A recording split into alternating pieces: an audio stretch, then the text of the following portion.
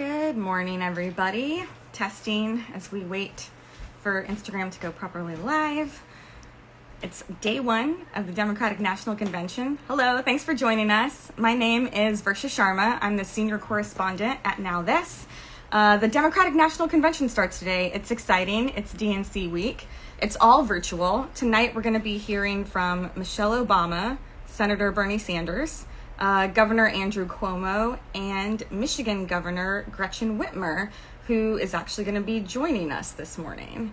So let us know in the comments if you have any questions. We definitely want to hear from you. It's going to be a big week. This is the week that Joe Biden officially accepts the Democratic nomination, as well as Kamala Harris with the vice presidential nomination.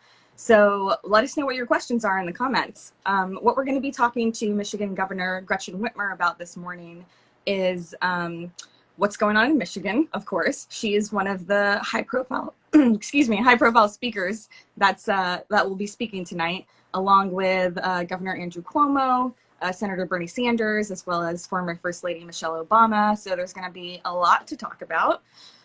Michigan, as you guys know, is going through the coronavirus pandemic, and Governor Whitmer has been able to flatten the curve from a spike in cases that they had earlier this summer.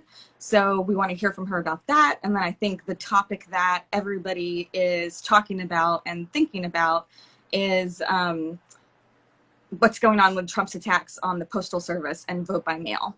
And Michigan is a key state when we talk about that, when we talk about swing states and the Electoral College. So we want to be sure that everybody is going to be able to vote in a free and fair election. So let's see. Let's see if we have the governor with us this morning. Will Michelle go low or high? I like that. Let's see if there's a standout line from Michelle Obama's speech this year, like there was this year. Good morning, Governor. Good morning. How are you doing? I'm doing great. I love convention week. I'm wearing one of my favorite t-shirts, which you can't see, but it says 4 out of 5 Great Lakes prefer Michigan.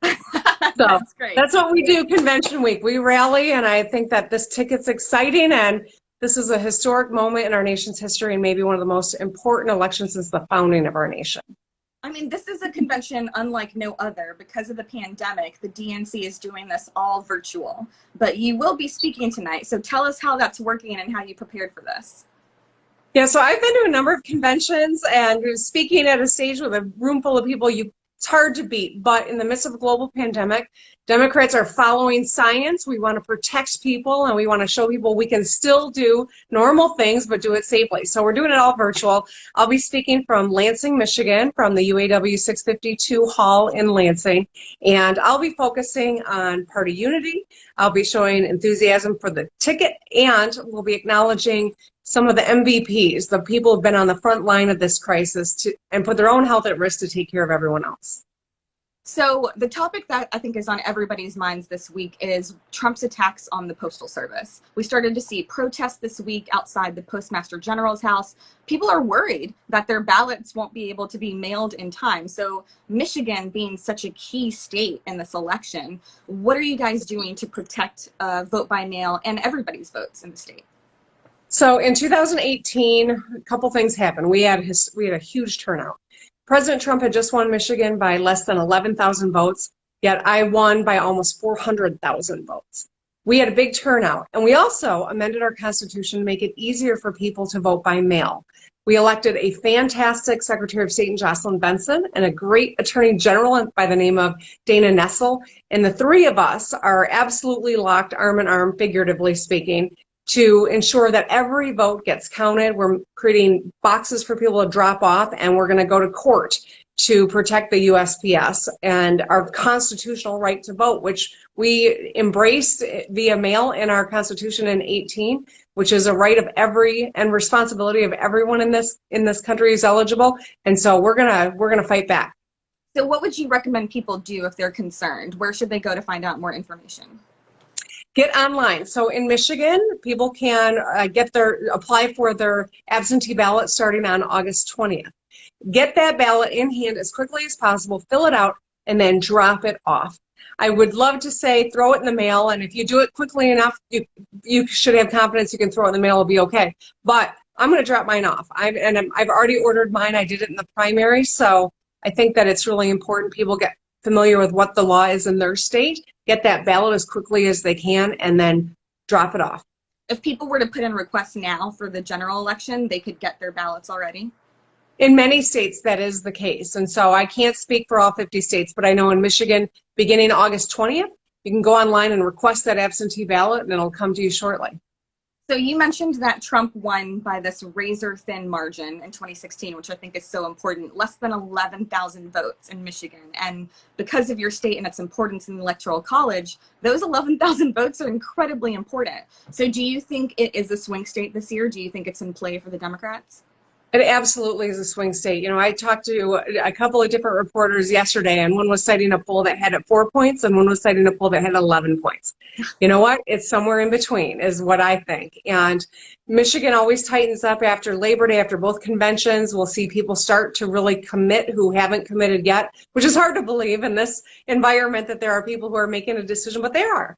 And so we got to show them the respect of showing up, putting out a platform, which Joe Biden and Kamala Harris have, that speaks to those dinner table issues that people are so worried about. But we've got to work until the last vote is cast and the polls are closed. And that's why it's so important that Michigan's not taken for granted, because it's not a lock for anyone. It's going to be a dogfight. Now, the reason we're even talking about vote by mail is because of the pandemic, right? People are worried about not being able to go to the polls like they regularly could. Now, Michigan was one of the hotspot states earlier this summer, but now, I mean, you're not even, I think, in like the top 15 states that are dealing with infections right now. So what did you do? What did your administration do to lower those rates? Well, I know that this isn't the predominant belief across the country at the moment, but we embraced science. It's really, you know, I hate to be flip about it. It's very serious, but the fact of the matter is, the states that followed the science, states that listened to the epidemiologists and the public health experts, and then got aggressive, are the ones that were able to flatten the curve. And studies have shown our actions saved thousands of lives.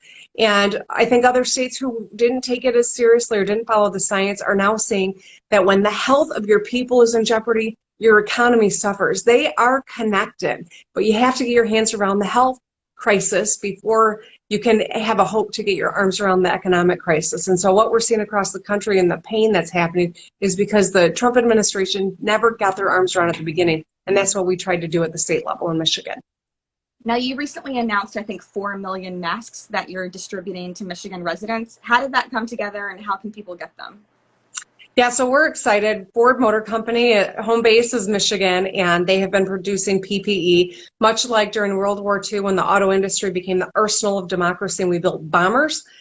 They pivoted and started building PPE because that's what we so desperately needed. And so we're really focused on vulnerable communities, communities of color, nursing homes, making sure that we get PPE out to save people's lives and to keep them safe as we re-engage life. Now, for viewers who might just be tuning in, I'm Versha Sharma, the senior correspondent at Now This. I'm here with Michigan Governor Gretchen Whitmer, who's one of the key speakers tonight at the DNC on night one, which is very exciting. Now, you yourself were on the short list of candidates for Joe Biden's potential running mate. And even before he announced a choice, we were seeing some sexist attacks because the list was all women. So how do you deal with that? You know, I think one of the frustrating things was to see someone on the news who I know to be a progressive and an ally refer to as the Bachelor. You know, this was a list, is a list of phenomenally accomplished leaders. All right, they all happen to be women, but leaders first and foremost. And that's what made it any one of us on that list. And I think that it's really important to recognize, you know what, every one of us has jumped in with enthusiasm for this ticket and would have done that no matter which person Joe Biden had selected. I think that that's really important. I get to keep my dream job as governor in the state that I love with 3 generations of my family here and have 2 phenomenal new best friends in the White House. That's something that I'm really excited about. And I think that Kamala Harris brings, you know, incredible energy, vision, talent, and she's going to be a phenomenal vice president to Joe Biden. And you know what? I think that's what every one of us was hoping for would come out of this system. Now, after she was officially announced, we immediately saw not just sexist, but also racist attacks because of her heritage and her background. She's Oakland born or California born. How do you think the Democrats should respond to attacks like that? Because I think we're going to continue to see them from Trump and other Republican leaders through November. So I'll say this, one of the things that I appreciate in the time that in which we're now living is that people like AOC get up on the floor of the House and call out a bully and use his words so people see what she has to deal with just by fighting for her constituents and being a voice for so many people right across this country. I think it's important that we call it for what it is. So birtherism is racism, and let's just be blunt about it. Let's take it on and show that we can do better, and I believe we deserve a lot better. And that's why I think each time they show who they really are, they're actually maybe doing us a favor because they're energizing us and they're focusing the world on what the real differences are here, and they are fundamental. Now, the ongoing protests against racial justice, I think, are tied to this national conversation about race, and they actually are still going on. They've been going on since George Floyd's death at the end of May. You recently announced, or your lieutenant governor recently announced, something called the Black Leadership Advisory Council, which I think anybody can apply to, which I think is very interesting. So can you explain what that is to our viewers? So one of the things that we know is that when you have an empowered table that has real representation around it, you can make better decisions. You have all aspects and vantage points taken into account. My chief medical executive is Dr. Janae Caldoun, an African-American emergency room doctor. She was one of the first people in the country to see the stats coming in around COVID and recognize that there was a disparate impact on communities of color. And so we moved forward quickly. We broadcast it so we could educate people and keep them safe, but also we created a task force to address the inherent long-standing disparities in terms of outcomes and treatment of people of color. We're using this agenda to drive where we're headed as well, not just in the moment, but a future forward-looking agenda as well. And so the Black Leaders Advisory Council is an offshoot of that, because we want to have real seats at the table for people around the state with different vantage points, but who are focused on issues of disparate impact, so that we can have a thoughtful agenda that really improves historic inequities in our state and in our country. And can any Michigan resident can apply for that? They can, and the applications are open now. So if anyone's paying attention and they want to get involved, now's the time to get an application and go online. You can find it at the state of Michigan in our appointments division. That's great. I mean, I think judging by the comments, we do have some viewers from Michigan right now, which is great. So another way that your state is diverse is you have the biggest Lebanese community in the U.S. This is something our audience has been following as well, the tragic explosion in Beirut. So what do you want, what is your message to that community, and what do you want people outside Michigan to know about this community? Well, first I'll just say one of the greatest things about Michigan is that our auto industry built the middle class, and it's benefited all of us, but it also drew people in from around the world who just wanted a good job and good schools for their kids and a high quality of living. That's kind of the story of Michigan. We are incredibly diverse. So we've got this huge Middle Eastern population, and Lebanese in particular. And so when the explosion happened in Beirut, I wanted to show my support, because I know that there's so many people in my state right now who were worried about relatives, perhaps lost someone in the explosion, or simply was worried about the economy and the government and what is happening. We wanted to show solidarity and support and make sure that they knew they were supported and cared about. All right, so for those who are tuning in, I think we're coming to the end of our Q&A with Governor Whitmer. Thank you so much for joining us. I just would love if you gave a recap again of what your big speech is going to be about tonight. Okay, so tonight we're kicking it off. I'm really excited with Michelle Obama speaking, and Governor Cuomo and Amy Klobuchar and Bernie Sanders. It's going to be a great night.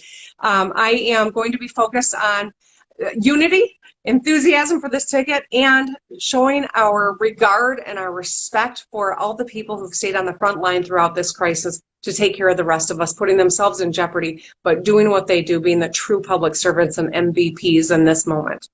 Governor Whitmer, thank you so much for joining us. You can watch the Democratic National Convention right here on Now This Politics Instagram, as well as our YouTube, our Facebook, our Twitter, and on the Dem Convention website.